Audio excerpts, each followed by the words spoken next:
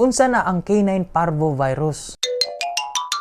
Ang batasan sa parvo, resistant or dili motalab ang mga common na mga disinfectant ani or mga detergent. Kaya sa virus mabuhi sa environment masing dili managhan up to 7 to 8 months. Ang common na mga gamit ani mga tsinelas, sapatos, trapo, ligid sa motor o sakyanan, masing atong mga kamot og sanina. Labi nang gikan ta sa gawas na wala ta nang hugas, wala ta nang ilis, tapos karon naghalog-halog ta sa atong alaga. Ug kanit tanan dili ni maiwasan kay ang atong puppies gatubo pa man ang ngipon. Katol kayo para na sa ilaha. Mas unsa na lang ilahang pangikiton. Ug masing asa na sila gadila kay way of eating nila og drinking dila raman ilang ginagamit. Kasagaran maapektuhan ani. Nag-start ni sa mother na walay bakuna. Wala man si mapasa na immunity padulong sa ihang anak. At least unta maaprotektahan siya panandalian. Ug ang uban ani kaning mga malnourished ug wala poy bakuna ug nabakunahan man pero wala na human. Kay series of vaccine man ang ginabuhat ani. Ug kani pong mga bitukon. Ug ang uban hugaw ang ilahang pamuyo ug nasobrahan na pod kadaghan ang ilang mga alaga. Ang kasagaran delikado ani na edad is 1 year old below. Tapos kaning mga 1 year old up maging self-limiting na lang, dili na kayo delikado. Pero dili ta kumpiyansa. Mao mga gihapon tag advice sa atong mga veterinaryo.